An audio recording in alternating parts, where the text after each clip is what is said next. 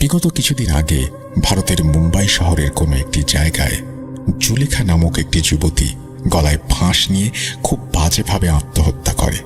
আত্মহত্যা করার কারণ হলো জুলেখা তার স্বামী ফয়েজের সাথে সেই দিন সকালে কোনো একটি বিষয় নিয়ে ভীষণ পরিমাণে ঝগড়া করে। কথা কাটাকাটির একটি পর্যায়ে তার স্বামী ফয়েজ বাসা থেকে বের হয়ে যায় যাতে ঝগড়া থেমে যায়, কিন্তু কে জানতো সে চলে যাওয়ার পর এমন একটি অঘটন ঘটবে। জুলেখা ছিল ভীষণ রাগী প্রকৃতির। তার স্বামী বাইরে চলে যাওয়ার পর সন্ধ্যা নাগাদ বাসার কোনো একটি গাছের উঁচু একটি ডালে জুলেখা গলায় ফাঁস নিয়ে আত্মহত্যা করে। তার স্বামী ফয়েজ আনুমানিক রাত 8টার দিকে বাসায় ফিরে আসে। মনে করে এতক্ষণে হয়তো তার স্ত্রীর রাগ কিছুটা কমেছে, কিন্তু সে বাসার ভেতরে ঢোকা মাত্রই কেন জানি তার সারা শরীরে এক অলৌকিক ভার অনুভব করে। মনে হচ্ছে যেন নিঃশ্বাস নিতে কষ্ট হচ্ছে। চারিদিকে কেমন একটা শুনশান নীরবতা, গুমট ভাব। বাসায় কোথাও কোনো আলোর চিহ্ন মাত্র নেই। বাসাটা যেন পুরোই খাঁ খাঁ করছে। বাসার ভেতরে থাকা গাছটির ওপর 3-4টা কাক কা কা করে চলেছে। ফয়েজ বলল, জুলেখা, জুলেখা, আই জুলেখা। কিন্তু কোনো সারা শব্দ নেই। সে দৌড়ে ঘরের ভেতরে যায়। দরজাটা আগে থেকেই খোলা ছিল। ভেতরে গিয়ে সুইচ অন করে।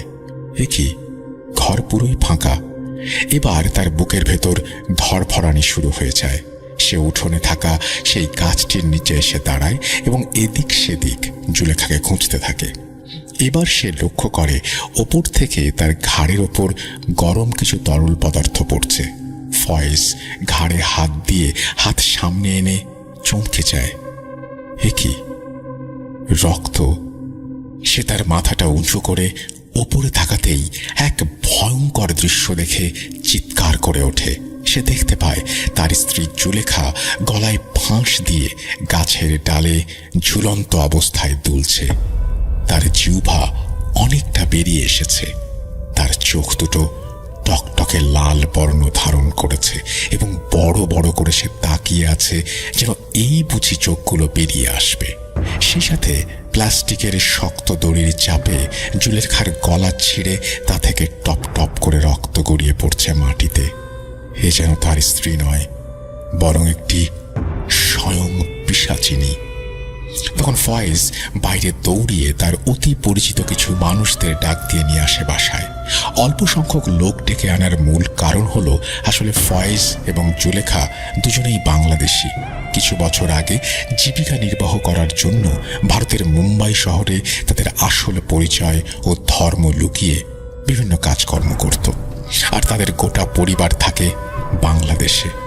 যাই হোক, কিছু সাহসী যুবক গাছটি থেকে জুলেখার মৃতদেহটি অনেক কষ্টে নিচে নামায়। তখন ফয়েজ সাথে সাথে বাংলাদেশে খবর পাঠায় এবং তাদের মেয়ের এই অবস্থার কথা জানলে পরিবারের সবাই শোকে ফেটে পড়ে এবং পরামর্শ দেয় যে যে কোনো মূল্যেই হোক তাদের মেয়ের লাশ দেশে আনতে হবে। এটা কিন্তু সহজ ব্যাপার না, কারণ তারা ভারত সরকারের নিয়ম ভঙ্গ করে ভারতে এতদিন অবস্থান করছিল। এবার ফয়েজ লোক ঠিক করতে থাকে তার স্ত্রীর লাশটাকে যেভাবেই হোক গোপনে দেশে পৌঁছে দেওয়ার জন্য, কিন্তু এই লাশ গোপনে কেউ নিতে রাজি হচ্ছিল না। অনেক খোঁজাখুঁজির পর সে কিছু লোককে পায়। তারা অনেক মোটা অঙ্কের টাকার বিনিময়ে রাজি হয়। সংখ্যায় তারা 4 জন। 4 জনই ছিল সুঠাম দেহের এবং অনেক সাহসী। তাদের 4 জনের নাম হাশেম, কালিদাস, মফিজ ও বাবু। তারা 4 জন সাথে ফয়েজ, মোট 5 জন মিলে এই লাশটিকে নিয়ে আসবে বাংলাদেশে। তাদের ভেতর সর্দারের দায়িত্ব পালন করবে কালিদাস নামক একজন ব্যক্তি। তারা যেহেতু লুকিয়ে আসবে সেহেতু তাদের যাওয়ার শর্টকাট পথ নির্বাচিত হলো। মুম্বাই শহর থেকে কয়েক কিলোমিটার দূরে গাড়িতে করে গিয়ে তারা থামবে। তারপর একটি বড় জঙ্গল সামনে পড়বে এবং সেই জঙ্গলটি দীর্ঘ সময় অতিক্রম করতে হবে কোনো যানবাহন ছাড়াই। জঙ্গলটি খুবই ভয়ঙ্কর। লোকমুখে এই জঙ্গলকে নিয়ে অনেক ভয়ঙ্কর ভয়ঙ্কর ঘটনা প্রচলিত আছে। রাতে কেন, দিনের বেলাতেও সেখানে কোনো মানুষ যাতায়াত করে না। যাই হোক, জঙ্গল শেষ করে একটা লং রুট তাদের যানবাহনে পাড়ি দিতে হবে। তার পরের চিন্তা ভাবনা পরে, কিন্তু মূল বিষয় হলো এই জঙ্গলটা পাড়ি দেয়া সবচেয়ে ভয়ঙ্কর এবং কঠিন ব্যাপার। এবার তারা অনেক কষ্টে গোপনে একটি কফিন জোগাড় করে এবং তারই ভেতর সেই জুলেখার বিভৎস লাশটিকে রেখে দেয়। ততক্ষণে লাশটার অবস্থা আরও বিকৃত হয়ে গিয়েছে। তারা লাশটার কফিনের ভেতর রেখে কফিনের মুখটি পেরেক দিয়ে আটকে দেয়। লাশটি নিয়ে অনেক দূর পথ পাড়ি দিতে হবে। সব প্রস্তুতি শেষ করে লাশটি নিয়ে রওনা দিতে দিতে রাত 10টার মতো বেজে যায়। তারা লাশটি নেয়ার জন্য একটি অতি পরিচিত ছোট পিকআপ জোগাড় করে ফেলে। যেহেতু ছোট পিকআপ গাড়ি, সেহেতু গাড়ির ভেতর ড্রাইভারের পাশে একজন বসবে যে পথ দেখিয়ে নিয়ে যাবে, আর বাকি 4 জন গাড়ির পেছনে, অর্থাৎ গাড়ির ডালার ভেতরে বসবে। মাঝখানে রাখা হবে কফিনটিকে। কফিনটা শক্ত কাগজ দিয়ে ঢেকে রাখা হয় যাতে করে কেউ বুঝতে না পারে লাশ নিয়ে যাওয়া হচ্ছে। এইভাবে তারা সমস্ত পুলিশি ঝামেলা এড়িয়ে তাদের লাশ নিয়ে যাত্রা শুরু করে। কিছু সময় লাশটা নিয়ে যাওয়ায় খুব বেশি সমস্যা হয়নি, কিন্তু একটি বিষয় তারা 5 জনই খেয়াল করে যে কফিনটা কিছু সময় পর পর নড়ে নড়ে উঠছে। মনে হচ্ছে যেন ভেতরে কোনো বড় ধরনের পাখি আটকে গেছে। পাখিটি মাঝে মাঝে ডানা ঝাপটাচ্ছে, কিন্তু তারা মনের ভুল ভেবে সেদিকে পাত্তা না দিয়ে চলতে শুরু করে। একটু পর তারা আরও খেয়াল করে তাদের গাড়ির পাশ দিয়ে মনে হচ্ছে যেন হাজার হাজার বাঁদরের দল একসাথে উড়ে উড়ে চলে যাচ্ছে, আবার ফিরে আসছে। আবার এদিকে গাড়ির ওপরে খাঁ খাঁ করে ডাকছে কিছু সংখ্যক কাকের দল, যা শুনলে বুকের ভেতর এক অজানা ভয় এসে দানা বাঁধে। এই সব কিছু যেন এক অশরীরীকে আমন্ত্রণ জানাচ্ছে। এদিকে ফয়েজ এতদিন যাবৎ জুলেখার জীবন সঙ্গী হিসেবে ছিল, সেই আজ জুলেখার মৃত কফিনটার দিকে তাকাতেই ভয় পাচ্ছে। ওদের 4 জন সদস্যের ভেতর থেকে একজন প্রচন্ড ভয়ে বলে ওঠে, ওস্তাদ, এ লাশে সমস্যা আছে, আমি যাব না আমি। ওদের ভেতরে যে সর্দার, সে গাড়ির সামনে থেকে বলে, আরে ওসব কিছু না, আমি তো আছি, কোনো ভয় নেই। এই বলে সবাইকে আস্থা দেয়।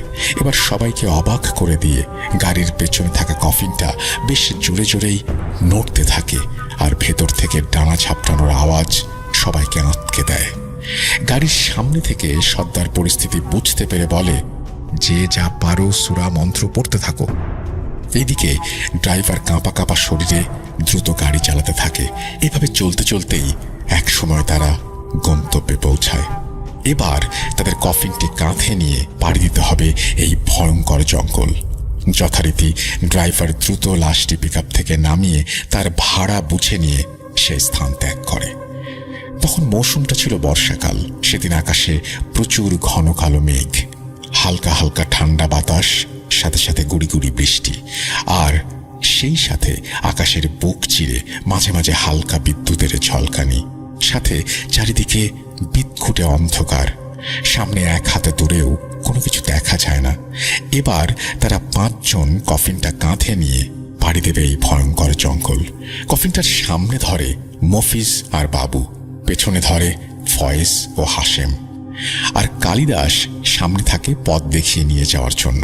এভাবেই তারা 5 জন কফিনটা কাঁধে তুলে নিয়ে অন্ধকার ফুঁড়ে সামনে চলতে থাকে, অনুসরণ করে কালিদাসকে। এভাবেই তারা পাড়ি দেয় এক বৈশাচিক রাত। কর্দমক্ত এই জঙ্গলের ভেতর দিয়ে কালিদাস এক হাতে একটা মশাল ধরিয়ে নেয়, আর অন্য হাতে একটা 3 ব্যাটারির টর্চ। চলতে থাকে সামনের দিকে। একটু পর কফিন কাঁধে 4 জন অনুভব করে তাদের কফিনটা প্রচুর পরিমাণ গরম হয়ে গিয়েছে। মনে হচ্ছে যেন ভেতরে আগুন জ্বলছে। তারা আর সইতে পারছে না। তারা 4 জনই কফিনটি নিচে নামিয়ে রাখে। এবার সামনে থাকা কালিদাস ঘটনা শুনে কফিনে হাত দিয়ে দেখে স্বাভাবিক কোনো গরমের চিহ্ন নেই। এবার কালিদাস সবাইকে আস্থা দিয়ে বলে, রাতের বেলা লাশ নিয়ে গেলে এরকম একটু প্রবলেম হয়, এটা স্বাভাবিক বিষয়, চিন্তার কোনো কারণ নেই। এই বলে তারা 4 জনই আবার কফিনটা কাঁধে তুলে নেয়, আবার সামনের দিকে চলতে শুরু করে। 2 থেকে 3 মিনিট পরেই তারা খেয়াল করে তাদের পাশ দিয়ে দ্রুত গতিতে এপাশে এবং ওপাশে বড় ধরনের কিছু একটা চলে গেল। সবাই আঁতকে ওঠে। একটু পর তারা খেয়াল করে তাদের থেকে একটু দূরে অন্ধকারের ভেতর থেকে হিংস্র কিছু একটা গড়গড় শব্দ করছে। পাঁচজনই ভীষণ পরিমাণ ভয় পেয়ে যায়। তখনও আন্দাজ করতে পারেনি তাদের জন্য সামনে কি অপেক্ষা করছে। তারা দেখতে পায় অন্ধকারের ভেতর দিয়ে দুইটি লাল চোখ জ্বলজ্বল করছে এবং তাদের দিকে যেন তাকিয়ে আছে। এ যেন মনে হচ্ছে সেই পিশাচরূপী জন্তুটা তাদের উপরে ঝাঁপিয়ে পড়বে, ছিন্ন ভিন্ন করে ফেলবে সবাইকে। তারা পাঁচজনই থেমে যায়। তখন তারা আরও একটি বিষয় খেয়াল করে, অলৌকিকভাবে তাদের লাইটের আলোটাও অনেকটা কমে এসেছে। কিন্তু চার্জ তো ছিল, ব্যাটারিও ঠিক আছে। তাদের আর বুঝতে বাকি রইল না যে তাদের সাথে কি হতে চলেছে। ভয়ে তাদের কাঁপুনি উঠে যায়। তারা যেন নড়তে পারছে না, পাগুলো যেন কিসের সাথে আটকে গেছে। এবার কালিদাস সাহস করে জোরে জোরে তাদের ধর্মের কিছু মন্ত্র পাঠ করে সাথে থাকা দেয়াশলাই কাঠি বের করে আগুন জ্বালিয়ে সেদিকে ছুঁড়ে মারে এবং চোখ দুইটা যেন মুহূর্তের মধ্যেই অদৃশ্য হয়ে যায়। সবকিছু আবার স্বাভাবিক। তারা আবার সাহস নিয়ে চলতে শুরু করে। তাদের ভয়ে এমন একটা অবস্থা হয়, না পারছে পেছনে ফিরে যেতে, না পারছে সামনে এগিয়ে যেতে। এভাবেই চলতে চলতে তারা ঠাহর করতে পারে তারা জঙ্গলের প্রায় মাঝামাঝি চলে এসেছে। তখন গভীর রাত, চারপাশ শুনশান নীরবতা, নিজেদের নিঃশ্বাস পর্যন্ত তারা শুনতে পাচ্ছে। তারা হঠাৎ খেয়াল করে পাশের বড় বড় গাছের ডালগুলো খুব জোরে জোরে নড়ছে। মনে হচ্ছে যেন এক গাছ থেকে আরেক গাছে কিছু একটা লাফিয়ে লাফিয়ে চলছে। তারা দাঁড়িয়ে একটু খেয়াল করে দেখে তাদের থেকে সামনে একটা বড় গাছের নিচে বিশাল এক লোমশ অবয়ব, সারা শরীরে বড় বড় কালো লোম, যে কিনা দেখতে অনেকটা বাঁদরের মতো বিশাল দেহের, আর মুখটা নেকড়ের মতো। তারা খেয়াল করে অবয়বটির গাল থেকে টাটকা লাল রক্ত গড়িয়ে পড়ছে মাটিতে। ভয় তাদের মেরুদণ্ড দিয়ে এক শীতল স্রোত বয়ে যায়। অবয়বটির দিকে কালিদাস লাইট মারতেই সেটি তাদের মাথার উপর দিয়ে উড়ে ভয়ঙ্কর আওয়াজ করে অন্ধকারে মিলিয়ে যায়। এবার তারা কফিন নিয়ে আর সামনের দিকে যেতে সাহস পায় না। তারা এবার তাদের পাশ থেকে একটা চাপা কান্নার আওয়াজ শুনতে পায় এবং এত ভয়ঙ্কর সেই কান্নার আওয়াজ যা শুনে তাদের বুক কেঁপে ওঠে। এদিকে তারা খেয়াল করে তাদের সারা শরীর লাল রক্তের মতো কিছুতে ভরে গেছে। একটু ভালো করে খেয়াল করে তারা দেখে তাদের কফিন থেকে টাটকা লাল রক্ত গড়িয়ে গড়িয়ে তাদের কাঁধে এসে পড়ছে এবং এটা দেখে তারা প্রচুর ভয় পেয়ে যায় এবং কালিদাস বলে, তোমরা কোনো দিকে পাত্তা না দিয়ে দ্রুত চলতে থাকো। কিন্তু ভয়ে কেউ চলতে পারছে না সামনের দিকে। এবার তারা চলতে চলতে পেছন থেকে শুনতে পায় এক পৈশাচিক হাসি যা পুরো জঙ্গলটাকে কাঁপিয়ে তুলছে। তারা আর সহ্য করতে পারছে না। পেছন থেকে হাসিম বলে, আমি এসব আর নিতে পারছি না, সবাই চলো পালাই। কালিদাস বলে, চুপ, সবাই চুপ থাকো, সূরা মন্ত্র যে যা পারো পড়ো। তারা এবার কিছুটা আন্দাজ করে। তারা আস্তে আস্তে তাদের নির্দেশনা অনুযায়ী পথে না গিয়ে জঙ্গলের আরো গভীরে অর্থাৎ ভুল পথে ঢুকে পড়েছে। তারা দেখে তাদের সামনে একটি বড় খালের মতো জায়গা। এটি ম্যাপে ছিলই না, যার কারণে তারা ঠাহর করতে পারেনি তারা আসলে কোন পথে যাচ্ছে। খালের পাশ থেকে হাজারো শেয়ালের ডাক। ভাবুন তো, এরকম একটা ভয়ঙ্কর জঙ্গলের ভেতর দিয়ে কফিন কাঁধে 5টা প্রাণী চলছে, কেমন লাগবে তখন? এবার তারা খালের পাশ কাটিয়ে যাওয়ার সময় অনুভব করে তাদের কফিন ভেতরে নড়ছে। এবার তারা ভীষণ ভয় পায় এবং সেই সাথে কেউ কোনো কিছু চিবিয়ে খেলে যেমন কর্মর একটা আওয়াজ হয় সেরকম একটা আওয়াজ শুনতে পায়। এবার মনে হচ্ছে যেন ভেতর থেকে লাশটি বেরিয়ে আসতে চাচ্ছে। প্রচণ্ড ধস্তাধস্তি।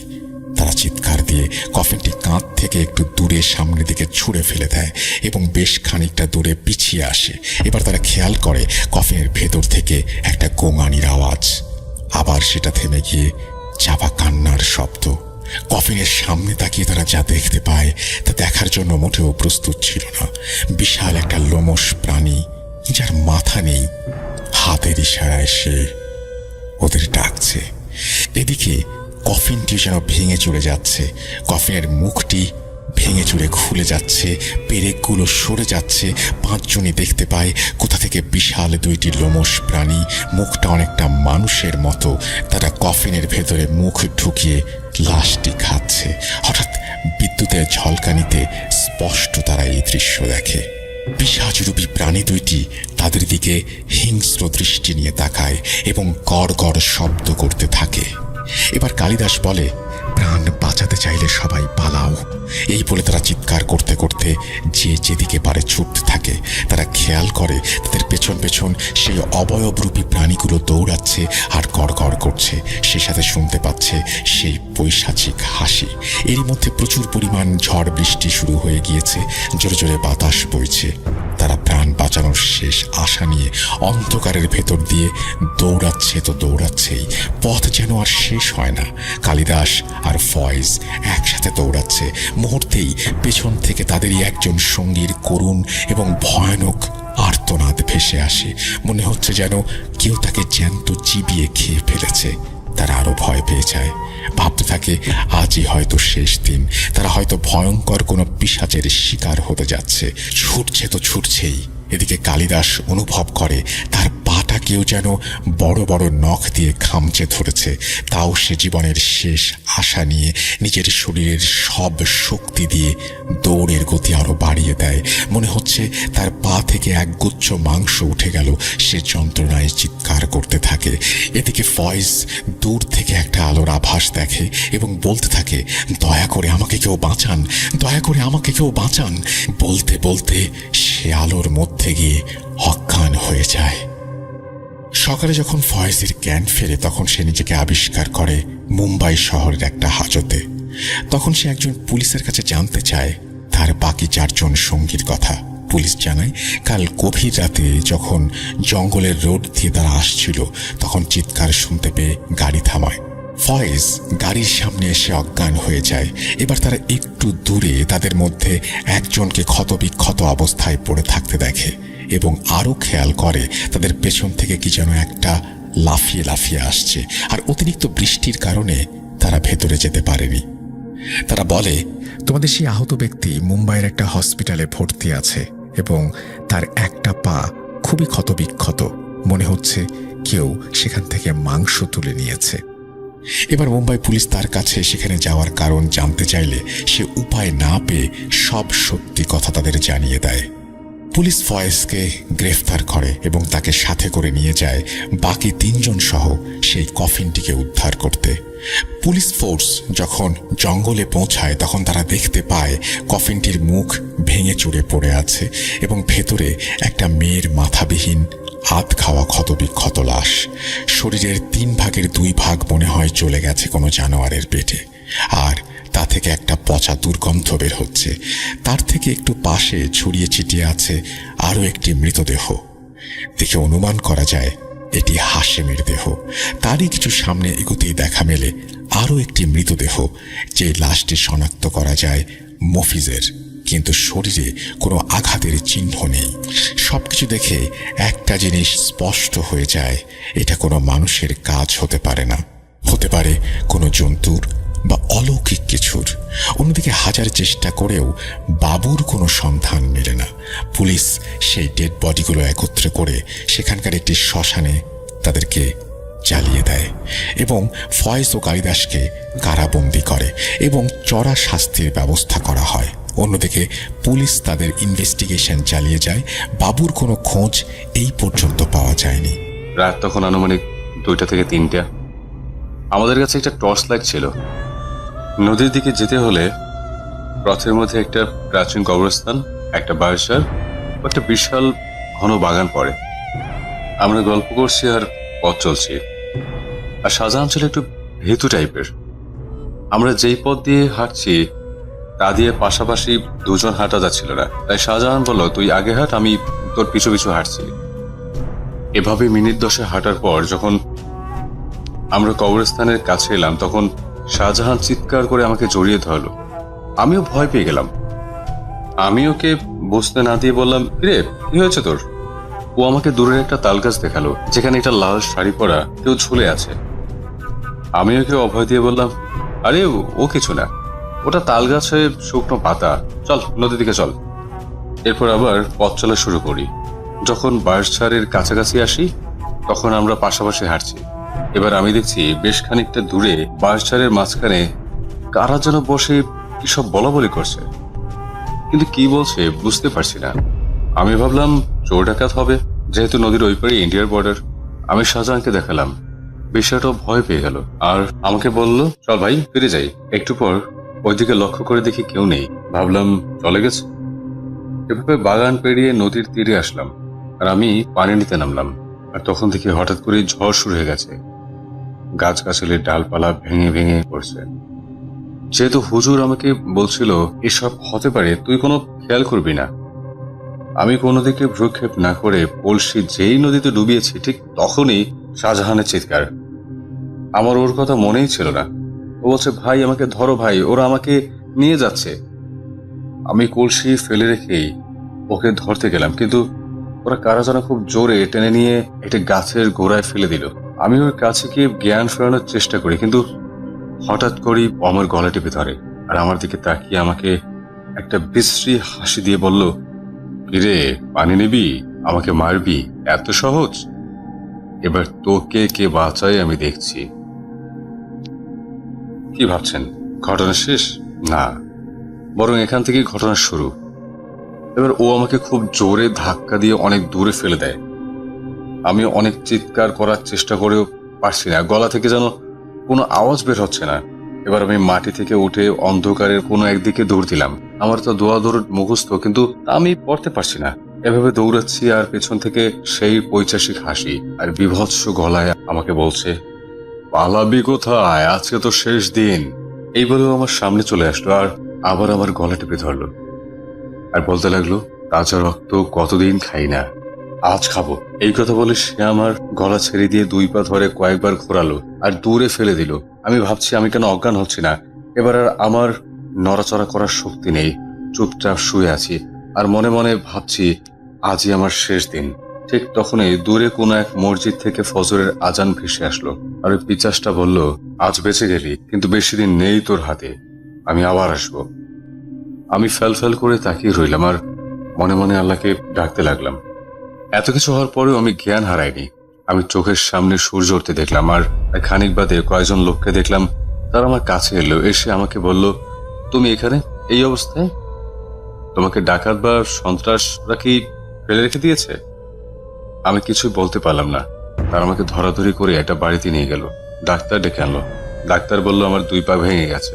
আমাকে কিছু ওষুধ আর একটা ইঞ্জেকশন দিয়ে চলে গেল। খানিক বাদে আমি ঘুমিয়ে গেলাম। ঘুমের ভেতরে স্বপ্ন দেখলাম একটা অবয়ব, মুখটা কালো কাপড়ে ঢাকা। সে আমাকে বলছে, কিরে তোর বন্ধুকে বাঁচাবি না? না আমরা রক্ত দিয়ে মামুদ বানাবো। আর কি ভেবেছিস তুই বেঁচে গেলি? তোকে ইফরিত কখনোই ছাড়বে না। আমি চিৎকার দিয়ে ঘুম থেকে উঠে পড়লাম। উঠে দেখি, কি আমি কোথায়? কোথায় ঘর? এটা একটা বিশাল বন, চারদিকে বড় বড় গাছপালা আর তার মাঝে আমি। অন্ধকার নেমে আসছে, আমি দৌড়াদৌড়ি পড়তে থাকলাম। একটু পরে দেখি কয়েকজন লোক এদিক দিয়ে আসছে। আমার খুব ভয় করছে। আমি ভাবলাম কোনো জিন হয়তো। তারা তিনজন ছিল, তাদের একজন আমার কাছে আসলো, এসে বলল, তুমি কাজটা ঠিক করোনি, তুমি তাদের ঘর বন্ধ না করলেও পারতে। ঘর বন্ধ এবং কার ঘর আপনাদের জানতে ইচ্ছে করে নিশ্চয়ই। তাহলে চলুন আপনাদের আরো 8 মাস আগে নিয়ে যাই। আমি নিজের রুমে পড়ছিলাম, হঠাৎ হুজুর ডাক দিয়ে বলল, আবির চলো, একটা লোকের বাড়ি বন্ধ করতে হবে। সময়টা ছিল মাগরিবের পর ঈশার আগে। আমি হুজুরের সাথে যেতে লাগলাম।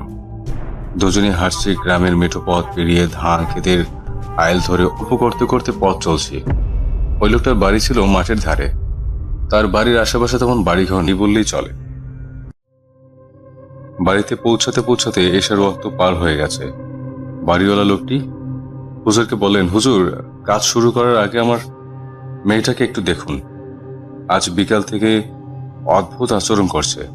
হুজুর গেলেন, আমি বাইরে চেয়ার পেতে বসে রইলাম। একটু পর আমাকে ডাকলেন। আমি গিয়ে দেখি মেয়েটা চোখ লাল করে বসে কেমন একটা গর্জন করছে।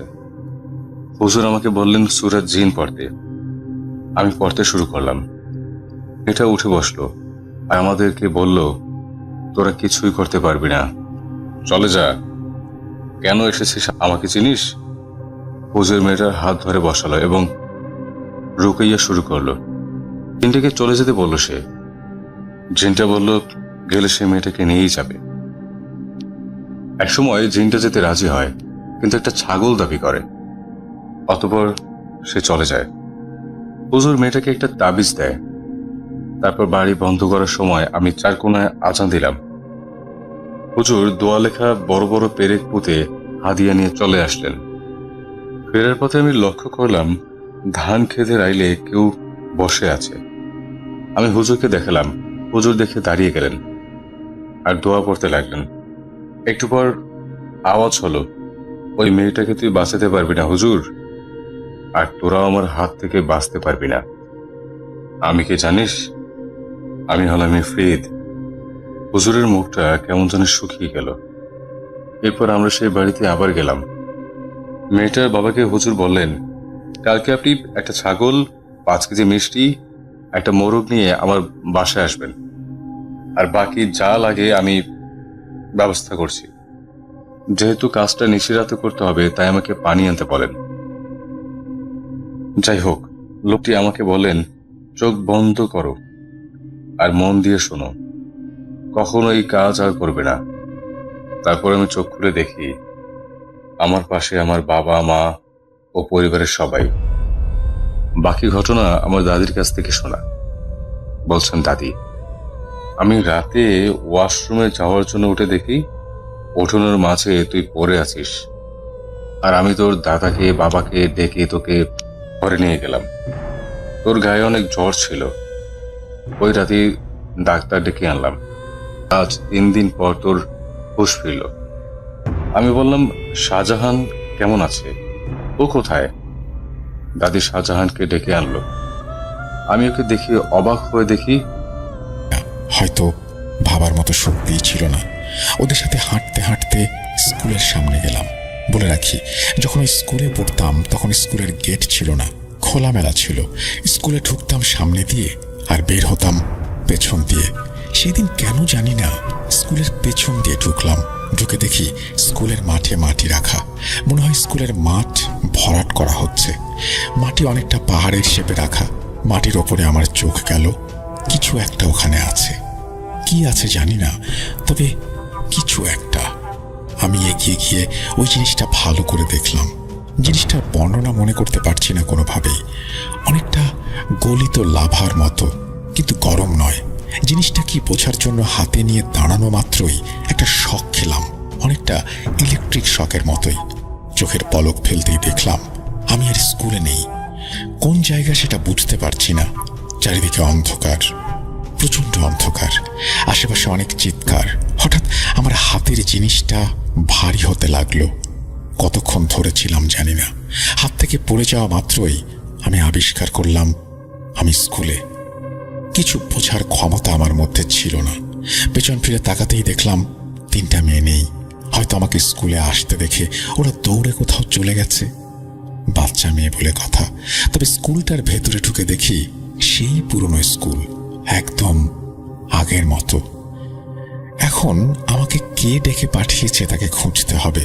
মনে হয় টিচার ডেকে পাঠিয়েছে। কিন্তু এ কি, পুরো স্কুল যেন শান্ত হয়ে আছে। ক্লাসরুমগুলোর দরজা খোলা, বেঞ্চে বই রাখা, এলোমেলো ভাবে সবকিছু। কেউ নেই। অফিসের দিকে এগিয়ে যাচ্ছি আর ভাবছি কি হচ্ছে এসব, কি হচ্ছে আমার সাথে। ভেবে কোনো কিছুই কুল কিনারা পাচ্ছি না। গেলাম অফিস কক্ষের দিকে। দরজাটা খোলা। ভেতরে ঢুকে দেখি প্রধান শিক্ষক টেবিলে মাথা দিয়ে ঘুমোচ্ছেন। এরকম হওয়ার কথা না, তাই গিয়ে ডাকলাম ওনাকে। অনেক ডাকাডাকির পরেও উনি না ওঠায় আমি বুঝতে পারলাম ঘুমাচ্ছেন না, উনি অজ্ঞান হয়ে গেছেন। আমি আমার ব্যাগ থেকে পানির বোতল বের করে ওনার নাকের কাছে ধরলাম। কেন যেন পানি ওনার মাথায় দিলাম না, মুখে দিলাম না। ওনার হুঁশ ফিরতেই আমাকে দেখে অবাক হয়ে পড়ল, আমি এখানে কেন? একে তো ঘুম থেকে উঠেই ক্লান্ত শরীর নিয়ে এসেছি আমি, তার উপরে এমন অবস্থায় পড়ার কারণে কিছুটা রাগও হলাম। রাগ দমিয়ে রেখে বললাম, আপনি তো ডাকতে পাঠিয়েছেন, আর স্কুলের এই অবস্থা কেন? বাকিরা কোথায়? আর আপনি এরকম অজ্ঞান হয়ে আছেন কেন? প্রধান শিক্ষক আমাকে বললেন, স্কুলে একটা সমস্যা হয়েছে। স্কুলে কোনো একটা অন্তঃসত্ত্বা মহিলা আসার পরেই যত সমস্যার সৃষ্টি। কিন্তু স্কুলে কেউ নেই, কেন নেই উনিও জানেন না। উনি ওনার শুধু মনে আছে মহিলাটা এসেই বলল যত তাড়াতাড়ি সম্ভব সবাই স্কুল থেকে বেরিয়ে যান, আর কেউ যেন স্কুলের আশেপাশে না আসে। এই বলে উনি দ্বিতীয় তলার রুমে চলে যান। তবে আমাকে কে ডেকেছে তা তিনি জানেন না। দ্বিতীয় তলায় একটাই রুম। ছোটবেলায় এই রুমে যেতে অনেক ভয় পেতাম, কারণ স্কুলের সামনের গাছটা, এই গাছের ওপরের রুমে আলো খুব কমই পৌঁছাতো। দিনের বেলাতেও কেমন ঘুটঘুটে অন্ধকার। প্রধান শিক্ষকের এমন কথা শুনে আমি কিছুটা অবাক হলেও বললাম, আমি তবে চলে যাই, হয়তো কেউ ডেকেছে আমাকে, কিন্তু চলে গেছে। কেন জানো উনি আমাকে কিছুই বললেন না। আমি বের হয়ে এলাম রুম থেকে। এসে মনে হলো আমি আমার ব্যাগটা ওই টেবিলের উপরে রেখে এসেছি।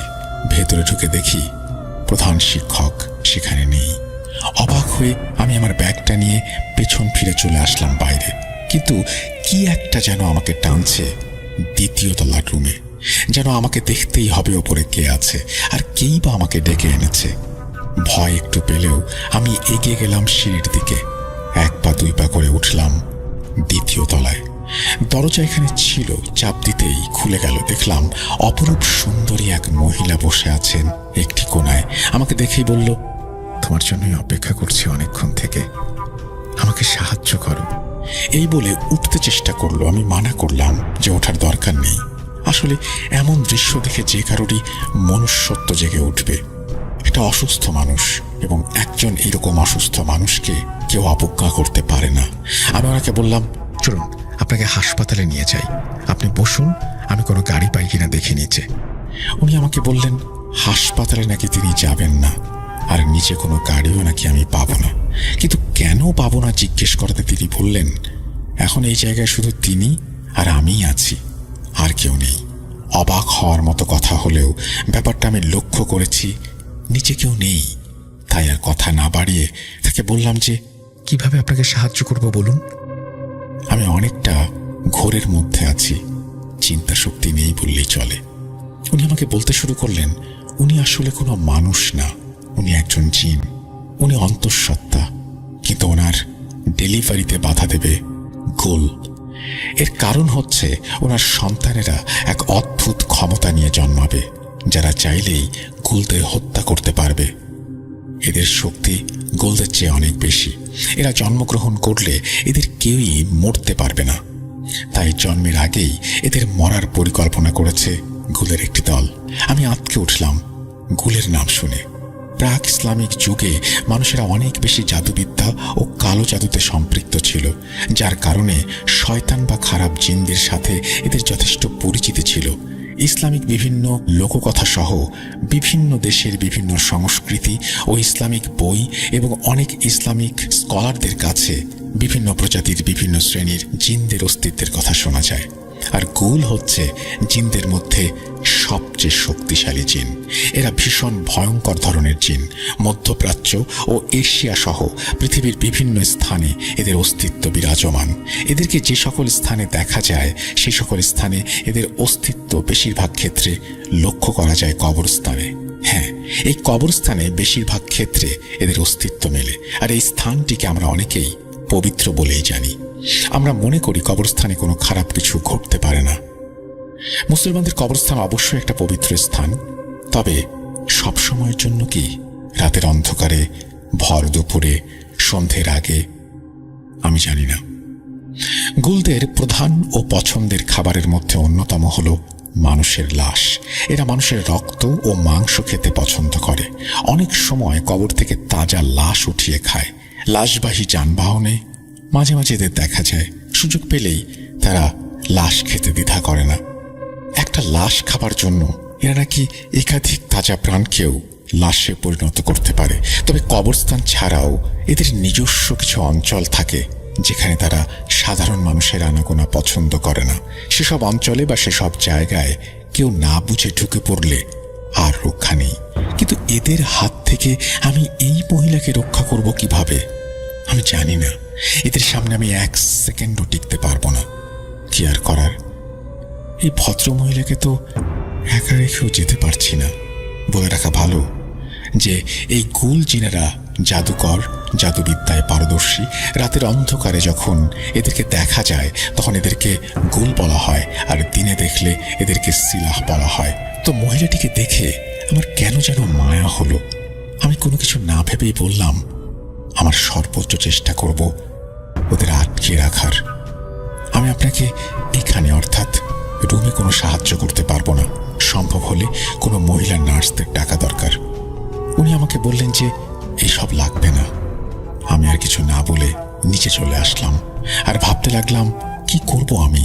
নিচে নেমে এসে দাঁড়াতেই লক্ষ্য করলাম নিচের সেই গাছের গোড়ায় একদল কালো বেড়াল কি হিংস্র দৃষ্টিতে আমার দিকে তাকিয়ে আছে।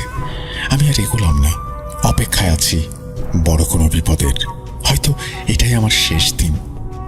আসলে এদেরকে মারা অনেক কঠিন কাজ, এরা অনেক শক্তিশালী। এসব ভাবতে ভাবতে আমি তাকিয়েছিলাম ওইখানে। হঠাৎ অনুভব করলাম আমার ব্যাগটা ভারী হয়ে যাচ্ছে এবং বেড়ালগুলো আমার দিকে এগিয়ে আসতে চাইছে। ব্যাগটা এত ভারী হচ্ছিল যে আর ঘাড়ে রাখা সম্ভব হচ্ছিল না। ব্যাগটাকে নামিয়ে লক্ষ্য করলাম ব্যাগের ভেতরে একটা আলো জ্বলছে। আমি ব্যাগের চেইন খুলে দেখলাম সেই স্কুলে ঢোকার সময় যে বস্তুটা, এটা সেটাই, এবং কয়েকশো গুণ যেন শক্তিশালী হয়ে উঠেছে সেটা আগের চেয়ে। আমি ভয়ে ভয়ে সেটা হাতে নিলাম। যে জিনিসটা এতক্ষণ ঘাড়েই রাখতে পারছিলাম না, কিভাবে হাতে নিলাম এখনো অজানা। বস্তুটা হাতে নেওয়ার সাথে সাথেই কেমন যেন নিজেকে ক্ষমতাধারী মনে হতে লাগলো। আমি এগিয়ে গেলাম সেই বেড়ালগুলোর দিকে। এবার প্রচণ্ডভাবে তারা ভয় পেল আমাকে, একে একে পিছিয়ে যেতে লাগলো। গাছটা প্রচণ্ড বাতাসে কেঁপে উঠল। মনে হচ্ছিল এই বুঝি ভেঙে পড়বে। আমি পিছিয়ে এলাম স্কুলের বারান্দায়। দেখতে পেলাম গাছের নিচে বেড়ালগুলো গজগজ করছে, যেন আমি মরে গেলেই ওরা আমাকে খেয়ে ফেলবে। কতক্ষণ এভাবে দাঁড়িয়েছিলাম জানি না। ওপরে গিয়ে দেখতে পেলাম সেই মহিলাটি নেই, সেখানে আছে 3টি মেয়ে। চেনা চেনা লাগলো সেই 3টি মেয়েকে। হ্যাঁ, এরাই তো আমাকে ডেকে নিয়ে এসেছিল বাসা থেকে। কোনো কিছু বুঝে ওঠার আগেই প্রচণ্ড আলোর ঝলকানি এসে লাগলো চোখে। চোখ বন্ধ করে ফেললাম। চোখ খোলার সাথে সাথে আমি অবাক হয়ে দেখলাম আমি আমার বিছানাতেই। এর মানে আমি এতক্ষণ স্বপ্ন দেখছিলাম। শরীর ঘেমে পুরো ভিজে গেছে। আমার বাম হাতে ব্যথা অনুভব করলাম। মোবাইলটা হাতে নিয়ে দেখলাম 3:50 বাজে। আমি কিছুটা অবাক হয়ে মনে করার চেষ্টা করলাম এতক্ষণে সব কি হলো। তাহলে আমি কি স্বপ্ন দেখছিলাম নাকি অন্য কিছু? মাত্র 3 মাস। মা এক হাতে সামলাচ্ছিলেন 3 মেয়ে, সদ্যজাত এক ছেলে, আর আমার আব্বু আর চাচা যারা তখন মিলে পড়াশোনার প্রস্তুতি নিচ্ছিল। মা দিনরাত খেটে ক্লান্ত হয়ে যেতেন। এমন সময় পাশের গ্রাম থেকে এক মহিলা এসে আমার আব্বুর কাছে অনুরোধ করে তার ছেলে সালিমকে বাসায় কাজে রাখতে। সালিম বয়স আনুমানিক 16 বা 17। রোগাবটকা ছেলেটা চোখে মুখে নিরীহ, কিন্তু চুপচাপ ধরনের। মা দয়া করে ছেলেটাকে রেখে দিলেন, তাও নিজের কষ্ট লাঘব করার জন্য। প্রথম দিকে সালিম যথেষ্ট সাহায্য করত।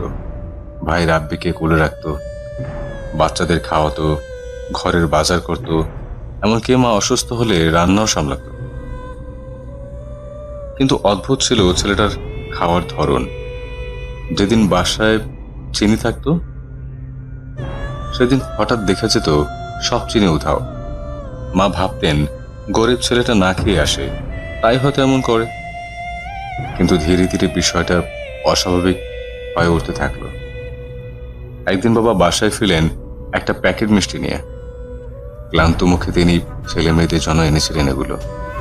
কিন্তু সালিম সেই প্যাকেট নিয়ে বলে উঠল, এই মিষ্টি শুধু আমার, কেউ একটা নিলেও আমি কামড়ে দেব। এই বলে সে এক এক করে গোগ্রাসে সব মিষ্টি গিলে ফেলে। বাবা প্রচন্ড রাগী মানুষ ছিলেন। মুখে কিছু বলতে যাচ্ছিলেন, মা ইশারা দিয়ে থামিয়ে দেন। গরিব ছেলে হয়তো ক্ষুধার জ্বালা এমন করে। বাবা থেমে গেল। সেদিন মায়ের মনে কেমন যেন অস্বস্তি কাজ করছিল। এর কয়েকদিন পরের কথা। ঈদের কোরবানির মাংস আসলো বাসায়। মা সেই মাংসগুলো রান্নার জন্য প্রস্তুত করছিলেন। সালিম তখন বাড়ির বাইরে ছিল। সন্ধ্যার একটু পর সালিম বাসায় ফিরল আর রান্নাঘরের পাশে দাঁড়িয়ে হা করে তাকিয়ে থাকলো মাংসের দিকে। তার চোখের জন্য হঠাৎ লালচে রং, ঠোঁট কেঁপে উঠছে আর অদ্ভুত একটা হাসি, যেটা থেকে মা কেমন জানি সিটিয়ে গেলেন। সালিম বলল, খালা, এই মাংস আমি রান্না করব, আমারই রান্না বেশি মজা হয়। মা কিছুক্ষণ চুপ থেকে সম্মতি দিলেন, কিন্তু সালিম রান্নাঘরে ঢোকার পর মায়ের মনে অদ্ভুত এক শঙ্কা ঘিরে ধরল। মা নিঃশব্দে রান্নাঘরের দরজার ফাঁক দিয়ে উঁকি দিলেন, আর সেদিনের সেই দৃশ্য আজও তার দুঃস্বপ্ন হয়ে আছে। সালিম মাংসের টুকরোগুলো নিয়ে এক এক করে মুখে দিতে লাগলো, কিন্তু কামড়ে নয়। সেজন্য গন্ধ শুকে চোখ বন্ধ করে চেটে পুটে খেতে লাগলো কাঁচা মাংস। মুখের কোণে রক্ত, চোখ বড় হয়ে গেছে। এমনভাবে খাচ্ছে যেন দিনের পর দিন না খেয়েছিল। এরপর সে হঠাৎ থেমে রান্নার হাঁড়ির মধ্যে মাংস রেখে কিছু আওড়াতে শুরু করলো, একটা অজানা ভাষা, যেন বহু পুরনো সময়ের কোনো উচ্চারণ। মা চুপচাপ সরে এলেন, কিছু বললেন না। পরদিন থেকে সালিমের ব্যবহার পুরো বদলে গেল। ও হঠাৎ হঠাৎ রাতে ঘুম থেকে উঠে দেয়ালে মাথা ঠুকত, অথবা হাঁটু গেড়ে বসে থাকতো ঘরের মাঝখানে। ভাই রাব্বি যতবার কান্না করত, সালিম ততবার হাসত, কিন্তু সেই হাসি ছিল খিদের, এক পশুর মতো। একদিন গভীর রাতে মা ঘুম থেকে উঠে দেখলেন সালিম ভাইয়ের পাশে বসে, হাতে একটা ধারালো ছোট ছুরি, আর ঠোঁটে সেই অদ্ভুত হাসি। মা চিৎকার করতে যাবেন, এমন সময় সালিম ধীরে ধীরে বলে, এটা আমার খালাম্মা। এই ছেলেটার ভিতর গন্ধ আছে, মাংসের গন্ধ, অনেক পুরনো, কিন্তু খুবই তাজা কচি গন্ধ। মা গলা শুকিয়ে গেলেও সাহস করে দরজার বাইরে থাকা বাবাকে ডাকলেন। বাবা দৌড়ে এসে সালিমকে সরিয়ে নিলেন। কয়েকদিন এই ছেলেটাকে গ্রাম ছাড়িয়ে দিয়ে আসলেন। ডায়রিয়া হয়েছিল। গ্রামের এক কবিরাজকে দেখিয়েছি এবং কবিরাজ বললেন যত তাড়াতাড়ি পারেন হাসপাতালে নিয়ে যান, কারণ তখনকার দিনে গ্রামের দিকে কোনো ভালো ডাক্তার ছিল না, আর শহর 25 কিলোমিটার দূরে। শহরে যেতে হবে নৌকায় করে। যোগাযোগের একমাত্র উপায় ছিল নদীপথ, হাওর অঞ্চল বলে কথা। বাবাকে নিয়ে যখন রওনা করি তখন বেলা 12টা বাজে। প্রথমে আঁকা বাঁকা ছোট খাল পেরিয়ে বড় নদী এবং তার পারে শহর। শহরে পৌঁছাতে প্রায় সন্ধ্যা হয়ে গেছে। রাত 9টার দিকে আমার বাবা মারা যায়। বাবার লাশটা নিয়ে আমি আবার বাড়ির দিকে রওনা দিই। বড় নদীটা যখন পার করে খালের দিকে নৌকা ঢুকাই, তখন দেখতে পাই নৌকা আর চলছে না, কাঁটায় আটকে গেছে। তখন ভাটা চলছে, জোয়ার আসবে রাত 12টার দিকে। তখনও অনেক সময় বাকি। আকাশে তেমন জ্যোৎস্নার আলো ছিল না। চারিদিকে জনমানব শূন্য একটি স্থানে এসে নৌকাটার চলছে না। খালটার বাম পাশে একটু দূরে একটা পরিত্যক্ত শ্মশান, আর ডান পাশে গভীর জঙ্গল।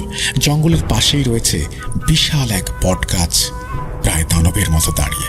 বটগাছের ডালে কিছু বাদুড় ঝুলে আছে। এতটাই নির্জন জায়গা যে কোনো শব্দ হলেই বুকের ভেতর কেমন যেন করে ওঠে। ভয়ে বাবার লাশটা স্পর্শ করে বাবার পাশেই বসে থাকি। শুধু অপেক্ষা করা ছাড়া আর কোনো উপায় নেই। একটা চাদর দিয়ে বাবার লাশটা ঢেকে দিয়েছি। যত রাত বাড়ছে ভয় তত তীব্র হতে থাকে। মনে হয় জঙ্গল থেকে কিছু একটা বেরিয়ে এসে আমাকে ধরবে। হঠাৎ নৌকাটা কেমন যেন একটু দুলে উঠল। মনে হলো আমার মৃত বাবা নড়ে উঠল। বাবার ঠান্ডা শরীর থেকে হাতটাকে সরিয়ে নেই। দোয়া যতটুকু পারি সবই পড়তে চেষ্টা করি, কিন্তু ভয়ে ঠিকমতো মুখ দিয়ে দোয়া বের হচ্ছিল না। ইচ্ছা করছিল চিৎকার করে বাঁচাও বাঁচাও বলে, কিন্তু আমি জানি আমার এই চিৎকারে কেউ আসবে না, কারো কানে এই শব্দ পৌঁছাবে না। না পারছি এখান থেকে যেতে, না পারছি থাকতে। নিজের মৃত বাবাকেও ভয় করছে। আনুমানিক রাত 10টার দিকে একটা ছায়া দেখতে পেলাম। জঙ্গলের দিক থেকে বটগাছের আড়াল থেকে বেরিয়ে আমাদের নৌকার কাছে আসলো এবং আমাকে জিজ্ঞাসা করলো, তুমি কি ওই দিকে যাবে? লোকটি একটা চাদর গায়ে জড়িয়ে আছে, মুখটা চাদরে ঢাকা। লোকটি যেদিকে ইশারা করে দেখালো আমি আসলে ওই দিকেই যাচ্ছি। লোকটিকে বললাম, জোয়ার আসলে যাব। লোকটি নৌকায় উঠল এবং বাবার কাছে বসল, কিন্তু বাবার সম্পর্কে সে কিচ্ছু জিজ্ঞেস করল না। এক দৃষ্টিতে বাবার লাশটার দিকে চেয়েছিল। লোকটার মুখটা আমি তখনও ভালোভাবে দেখতে পাইনি এবং এই গহীন জঙ্গলে এত রাতে তার আগমনের কারণটা পর্যন্ত জানতে ইচ্ছে করল না। উনি আসাতে ভয়টা কিছুটা কমে গেছে। রাত 12টার দিকে জোয়ার আসলে আমি নৌকা চালাতে শুরু করি। সে অচেনা লোকটাও নৌকায় বসে আছে, কিন্তু কোনো কথা বলছে না। আমি তাকে জিজ্ঞেস করলাম, আপনি কোন দিকে যাবেন? উনি বলছেন, তুমি যাও, সময় হলে আমি নেমে যাব। এই কথা শুনে তখন আমি আর কিছু বললাম না, নৌকা চালাতে থাকলাম। নৌকা যত সামনের দিকে যাচ্ছে ততই একটা গন্ধ নাকে এসে লাগছে। ধীরে ধীরে গন্ধের তীব্রতা বাড়তে থাকে। কিছু কচুরিপানা কলা গাছ ও মরা একটা গরুর ফুলে থাকা দেহ একসাথে জটলা করে এমনভাবে নৌকার সাথে আটকে গেছে যে আমি অনেক চেষ্টা করেও নৌকাটাকে কিছুতেই সামনে নিতে পারছি না। বাধ্য হয়ে আমি নৌকা থেকে পানিতে নেমে সেইগুলোকে নৌকার সামনে থেকে একটু দূরে সরিয়ে দিয়ে 2 মিনিট পর নৌকার কাছে আসি। তখন যা দেখলাম, বুকের ভেতর কেমন যেন করে উঠল। দেখি লোকটা বাবার কাছে বসে বাবাকে খাচ্ছে। তখনই আমি কোনো উপায় না দেখে বৈঠা হাতে নিয়ে লোকটার মাথায় আঘাত করি। একবার না, একাধিকবার। লোকটা আমার দিকে যখন ঘুরে তাকায়, ঠিক গলার মাঝখানে বৈঠা দিয়ে আমি আবারও আঘাত করি। এতে লোকটা পানিতে পড়ে যায়।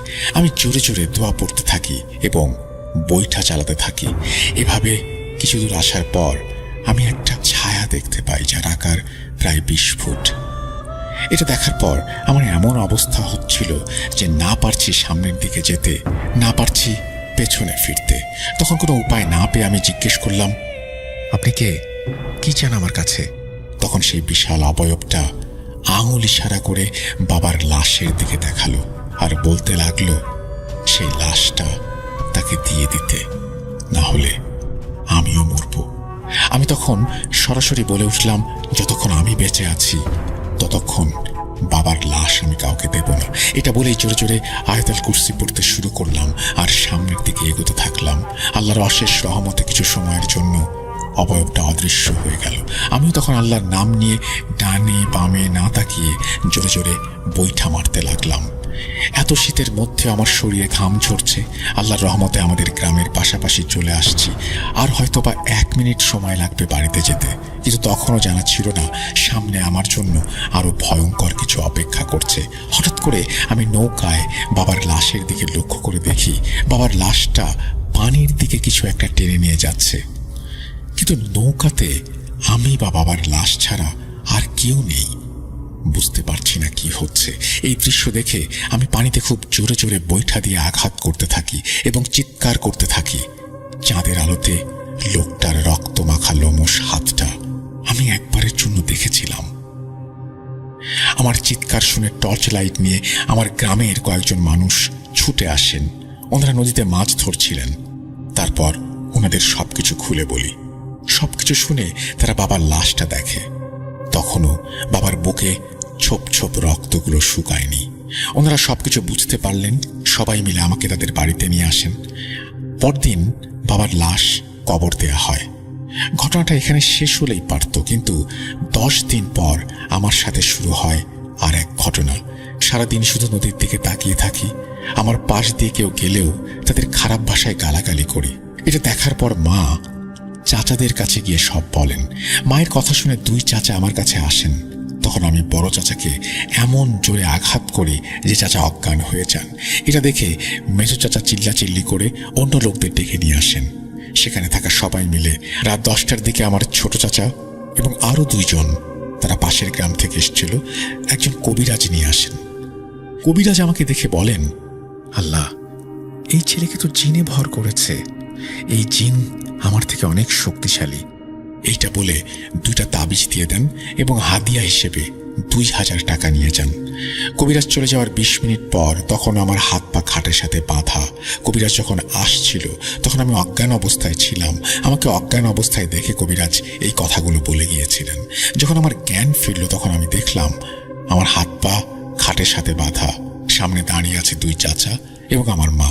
তখন আমি মায়ের দিকে তাকিয়ে বলে উঠলাম, কিরে, কবিরাজকে নিয়ে আসছিলি কেন? ছেলেকে বাঁচাতে? এই কথা শুনে আমার চাচারা রীতিমতো ভয় পেয়ে গেল এবং ঘর থেকে বেরিয়ে গেল।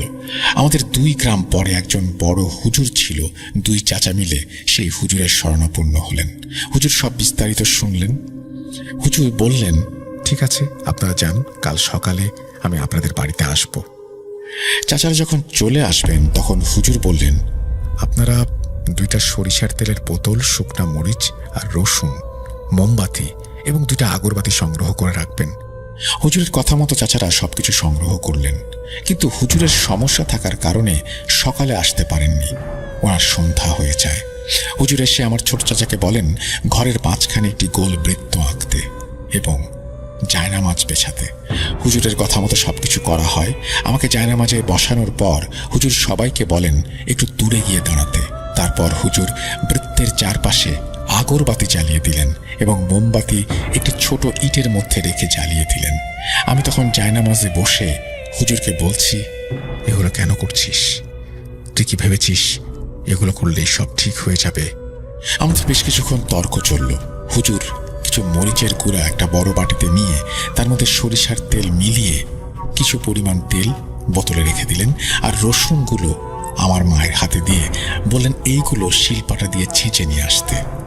তারপর হুজুর মনে মনে দোয়া পড়লেন, বাটিতে ফু দিলেন। বাটি থেকে তেল আর রসুন আমার কপালে লাগিয়ে তারপর কপাল ধরে রেখে কিছু একটা পড়তে থাকলেন। তখন হুজুরকে আমি অনেক কিছুই বলি। হুজুর তেলে ডোবানো একটা মরিচ হাতে নিলেন এবং তিনি সেই গন্ধ আমাকে শুকতে বললেন। তখন হুজুর আমাকে বলে উঠলেন, এবার সত্যি সত্যি বল, তুই কিভাবে আসলি, কেন আসলি? তখন আমি বাধ্য হয়ে, অর্থাৎ আমার ভেতরে থাকা জিন বাধ্য হয়ে সবকিছু বলে। আমি আমার ছেলের হত্যার প্রতিশোধ নিতে ধরেছি ওকে। তখন হুজুর বললেন, দেখ, সেদিন কি হয়েছে না হয়েছে সেটা আমি জানি না।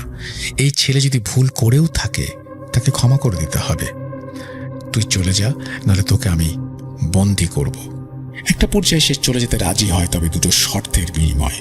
তখন হুজুর বললেন, ঠিক আছে বল। তখন জিন বলেন, খালের পাশে 2টা পাঠা আর 2টা খাসি রেখে আসতে হবে। কিন্তু হুজুর বলেন এরা গরিব মানুষ, এত কিছু কোথা থেকে পাবে? অনেক চাপাচাপির পর তারপরে তারা একটা পাঠাতে রাজি হয়। পরের দিন সন্ধ্যায় আমার চাচারা গিয়ে পাঠাটা বট গাছের নিচে রেখে আসে। সেখানে বসে বসে গান শুনতাম। বাসার সবাই 12টার মধ্যেই ঘুমিয়ে যেত।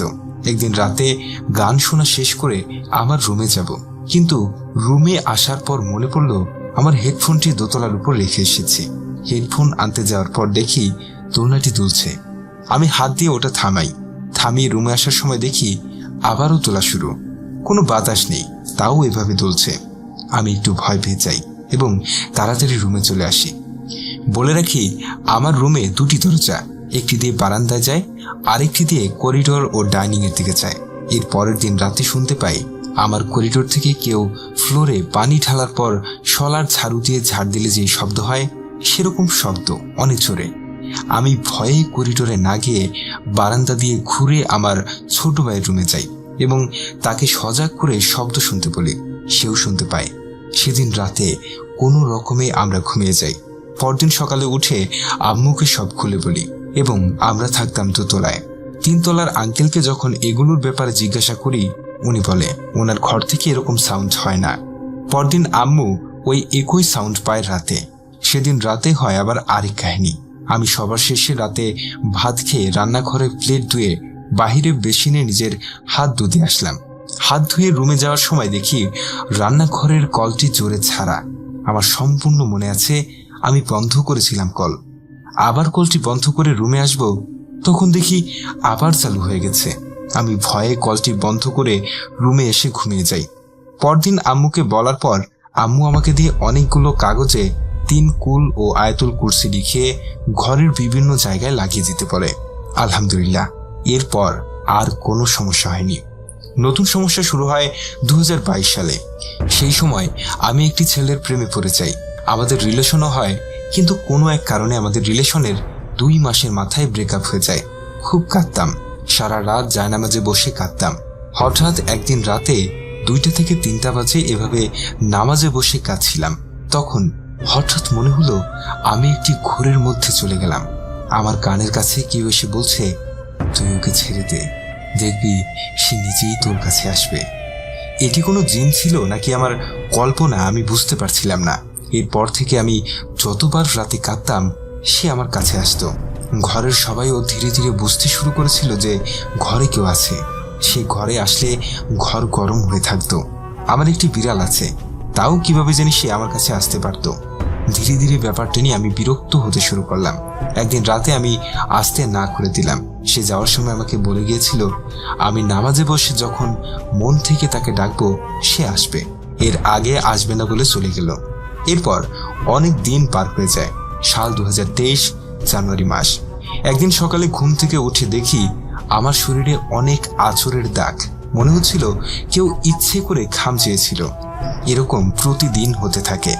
হঠাৎ একদিন দেখি আমার বারান্দায় একটি নোংরা চেহারার কেউ বসে আছে গভীর রাতে। সে আমার দিকে প্রচন্ড রাগে তাকিয়েছিল, এই বুঝি মেরে ফেলবে। ধীরে ধীরে আমার দিকে আসতে শুরু করে। আমি নড়তে পারছিলাম না। এগুলো সহ্য করতে না পেরে রুমের মেঝেতেই অজ্ঞান হয়ে যাই। পরদিন ফজরের আজান শুনে জ্ঞান ফিরে। তখনও কাউকে কিছু জানায়নি। একদিন রাতে, তখন বাজে রাত 11টা। বলে রাখি, আমার বিল্ডিং এর সামনে একটা ছোট মাঠ আছে, মাঝখানে মাঠ, চারপাশে 4টি বিল্ডিং। আমি সেদিন রাতে আমার ড্রয়ারে কি যেন খুঁজছিলাম। হঠাৎ চোখ বন্ধ করলাম। চোখ খুলে দেখি আমি একা মাঠের মাঝে দাঁড়ানো। দৌড়ে বাসায় চলে যাই। ভিতর থেকে দরজা লাগানো। বেল দিয়ে ঘরে ঢুকি। আম্মু দরজা খুলে অবাক। ঘড়ির দিকে তাকিয়ে দেখি রাত 1টা বাজে। এতক্ষণ আমি কই ছিলাম কিছুই মনে নেই। কাঁদতে কাঁদতে সব আম্মুকে বললাম। সেদিন রাতে আমার ওই জিনটাকে অনেক ডাকার চেষ্টা করলাম, কিন্তু সে আসলো না। আম্মু পরে অনেক বড় এক কবিরাজ আমাদের ঢাকার, ওনাকে আমার সাথে কথা বলায় দেয়। ওনাকে সব খুলে বলি। উনি পরে আমাকে কিছু তাবিজ দেন এবং বলেন 1 সপ্তাহ অপেক্ষা করতে। উনি তার জিনদের মাধ্যমে দেখবেন।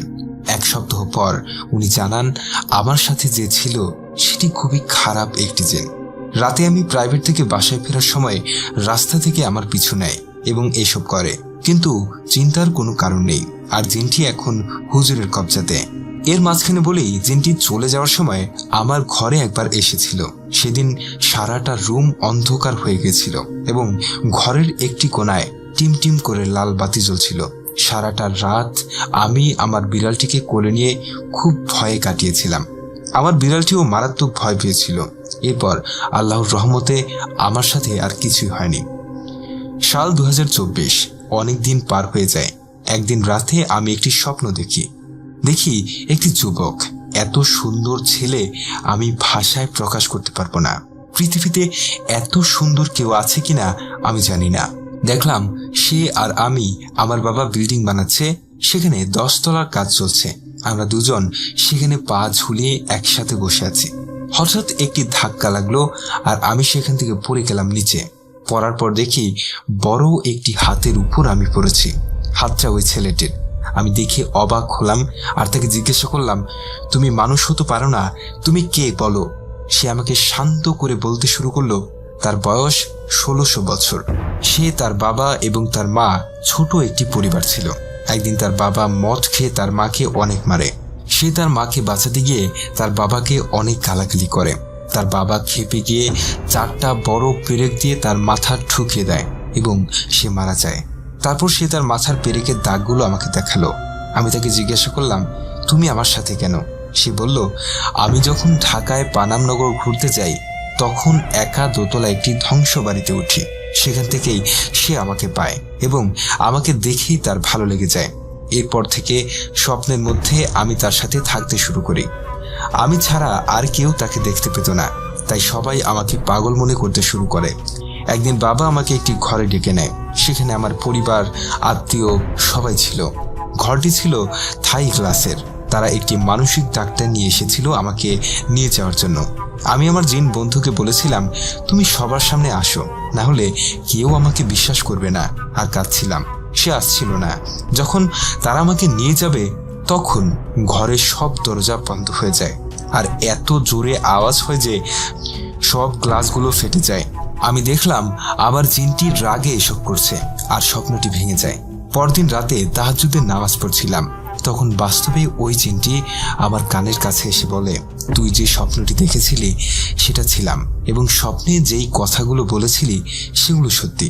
সে আমার কাছে ক্ষমা চাইতে আসে এবং বলে, তুই যখন খারাপ জিনটির খপ্পরে পড়েছিলি আমি এসেছিলাম তোকে বাঁচাতে, কিন্তু সে আমার থেকে অনেক শক্তিশালী ছিল, তাই আমি পারিনি, আমাকে ক্ষমা করে this.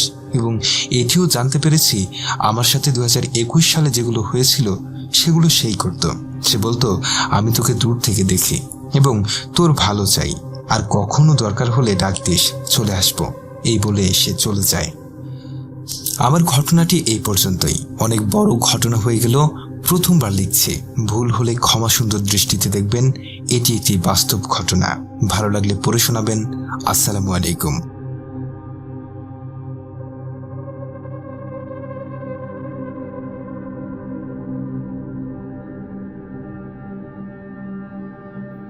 Spirit, be here with me.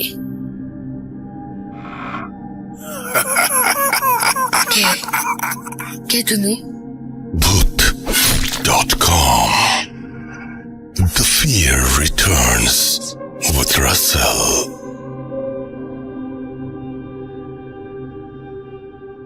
Welcome back. আপনাদের সবাইকে স্বাগত জানাচ্ছি আমি রাসেল। আশা করছি আপনারা সবাই ভালো আছেন, ভালোর তলে আছেন। তো কেমন লাগলো জুবাইরের ঘটনা? যদি ভালো লাগে তাহলে অবশ্যই আমাদের জানাবেন। আসলে আমার কাছে মনে হয়েছে যে অডিও ক্লিপের চাইতে, যেহেতু অডিও ক্লিপ নিয়ে আপনাদের অনেক সমস্যা, সুতরাং একটা নতুন কিছু করি এবং এটা হয়তো একটু বেটার হবে। তো যাই হোক, আপনাদের ফিডব্যাক জানতে চাই, কমেন্ট সেকশনে অবশ্যই জানাবেন। আমরা চলে যাচ্ছি আমাদের পরবর্তী ঘটনায়। এই ঘটনাটি পড়েছেন সুমন। আসসালামু আলাইকুম রাসেল ভাই ও প্রিয় শ্রোতা বন্ধুরা, আশা করি সবাই ভালো আছেন এবং সুস্থ আছেন। আমি মোহাম্মদ রাসেল আহমেদ বলছি বরিশাল জেলার কোনো একটা প্রত্যন্ত অঞ্চল থেকে। আজকে আমি যে ঘটনাটা আপনাদের সাথে শেয়ার করব, সেই ঘটনাটা আমার এবং আমার পরিবারের সাথে ঘটে যাওয়া একটি ভয়ানক সত্য ভৌতিক ঘটনা। এটা আমার ভূত.কমে পাঠানো প্রথম ঘটনা, তাই মনে প্রাণে চাইব ঘটনাটা যদি সিলেক্ট করা হয় তাহলে রাসেল ভাই নিজের কণ্ঠে ঘটনাটি ভূত.কমের শ্রোতা বন্ধুদের পড়ে শোনাবেন। তাহলে চলুন সরাসরি চলে যাই ঘটনায়। ঘটনাটি ঘটেছিল 2020 সালের শেষের দিকে। 2020 সালে যখন সারা পৃথিবী করোনা মহামারীতে আক্রান্ত, ঠিক তখন আমাদের ঢাকা শহরেও বারবার লকডাউন দেওয়া হয়েছিল। আমি তখন আমার পুরো পরিবার নিয়ে ঢাকায় থাকতাম। বারবার লকডাউন দেওয়ার কারণে আমার ব্যবসার আয় ইনকামে অনেক ক্ষতি হয়েছিল। পরিশেষে চিন্তা করলাম পরিবার সহ সবাই দেশের বাড়িতে চলে যাব। তাই 2020 সালের ডিসেম্বর মাসে ঢাকা থেকে দেশের বাড়িতে চলে আসি। দেশের বাড়িতে আসার পর মোটামুটি 2 মাস আমি আমার বড় ভাইয়ের বাড়িতে অবস্থান করি। এরপরে বড় ভাইয়ের পরামর্শ অনুযায়ী আমাদের পৈতৃক ভিটায় একটি বাড়ি করার সিদ্ধান্ত নেই। বাড়ি করার জন্য আমি আমাদের বাড়ির পুকুরের বিপরীত পার্শ্বে একটি জমি নির্ধারণ করি, যে জায়গাটা অনেকটাই জঙ্গলের মতো ছিল। সেখানে বিভিন্ন রকমের গাছ ছিল। আমি কয়েকজন দিনমজুরকে নিয়ে সেই বাগানটা পরিষ্কার করি, সেখানে থাকা সকল গাছ কেটে ফেলি এবং মোটামুটি নিজেদের থাকার জন্য একটা বাড়ি নির্মাণ করি। তারপর বড় ভাইয়ের বাসা থেকে আমরা সপরিবারে আমার তৈরি করা নতুন বাড়িতে উঠি। নতুন বাড়িতে ওঠার পর কয়েক মাস কোনো রকম সমস্যা হয়নি, তবে মাথার মধ্যে অনেক চিন্তা ঘুরপাক খাচ্ছে। বাড়িতে আসলাম, কোনো কাজের ব্যবস্থা যদি না করি তাহলে কিভাবে চলবে? এমনিতেই আমাদের দুরবস্থা, তার ভিতরে গ্রামে কাজ না করলে না খেয়ে থাকতে হবে। একদিন রাতে এসব কিছু চিন্তা করতে করতে আমি আমার এক পুরনো বন্ধুকে ফোন করি। তার কাছে সবটা খুলে বলার পর সে আমাকে বলে, বন্ধু, তুই তো সিএনজি চালাতে পারিস, আর এখন গ্রামে সিএনজি চলছে, মোটামুটি ভালো ইনকাম হচ্ছে, তুই একবার চেষ্টা করে দেখতে পারিস। বন্ধুর মুখে এই কথা শুনে আমি যেন আশার আলো খুঁজে পেলাম। তারপর দিনে আমি বের হয়ে গেলাম ভাড়ায় সিএনজি খোঁজার জন্য। মহান সৃষ্টিকর্তার অশেষ রহমতে সেদিনই আমি ভাড়ায় চালিত একটি সিএনজি পেয়ে গেলাম। তবে সেদিন আমি সিএনজি চালাইনি। সেদিন অনেক তাড়াতাড়ি বাড়িতে চলে যাই এবং সিদ্ধান্ত নেই তার পরদিন থেকে আমি সিএনজি নিয়ে বের হব। যেই কথা সেই কাজ। তারপর দিন থেকে আমি সিএনজি নিয়ে বের হলাম এবং মোটামুটি আমাদের ভালোভাবেই সব কিছু কাটতে লাগলো। বেশ কয়েকদিন হয়ে গেল আমি সিএনজি চালাচ্ছি, কোনো সমস্যা হচ্ছে না। এর মধ্যেই হঠাৎ করে আমি একদিন প্রচণ্ড অসুস্থ হয়ে পড়লাম। প্রচণ্ড জ্বর এলো, আমি বিছানা থেকে উঠতেই পারছি না। আমার স্ত্রী, ছেলে, মেয়ে তারা আমার পরিচর্যা করছে, তবে জ্বর যেন আমার কিছুতেই কমছে না। এভাবে 3-4 দিন কেটে গেল। 3-4 দিন কাটার পরে নিজেকে একটু সুস্থ বোধ হলো আমার। ভাবলাম কালকে সকালে আবার সিএনজি নিয়ে বের হব। যথারীতি খুব সকালবেলা ঘুম থেকে উঠে ফজরের নামাজ পড়ে আমি সিএনজি নিয়ে বের হলাম। তবে দুঃখের বিষয়, সেদিন সারাদিনই আমি কোনো রকম ভাড়া বনিবনা করে যাত্রী উঠাতে পারলাম না। মনটা অনেক খারাপ ছিল। দুপুরবেলা বাড়িতে চলে আসলাম। তারপর খাওয়া দাওয়া করে কিছুক্ষণ রেস্ট নিলাম। বিকেল 4টার দিকে আমি আবার সিএনজি নিয়ে বের হলাম। তবে খারাপ খবর হলো, তখন আমি কোনো যাত্রী পেলাম না। এভাবে সময় চলে গেল। রাত তখন 9টা বাজে। চিন্তা করলাম বাসায় চলে যাই। তখনই আমার সিএনজি দেখে কোনো একটা লোক আমার পিছন থেকে ডাক দেয়। আমি দাঁড়ালাম। সে বলল, মামা যাবেন? আমি বললাম, কোথায় যাবেন মামা? তিনি বললেন, খাইলাঝুরি বাজারে। খাইলাঝুরি বাজার আমাদের উপজেলার রেখে অন্য একটি উপজেলার ভিতরে পড়েছে। তবে আমার বাড়ির কাছাকাছি, তাই আমি যাত্রীটা নিতে রাজি হয়ে যাই। আমি তাকে বলি, মামা যাব। সবকিছু ঠিক করে ভাড়ার দরদাম করে আমি ওই ব্যক্তিকে এবং তার স্ত্রীকে নিয়ে রওনা দিলাম খাইলাঝুরি বাজারের দিকে। বাজারটা আমাদের উপজেলা থেকে মোটামুটি অনেকটা দূরে। সিএনজি চালিয়ে যেতে প্রায় 1.5 ঘন্টা সময় লাগবে। যেহেতু শীতের দিন, সেহেতু আমি একটু ধীরে ধীরে সিএনজি চালিয়ে রওনা দিলাম। তবে যাওয়ার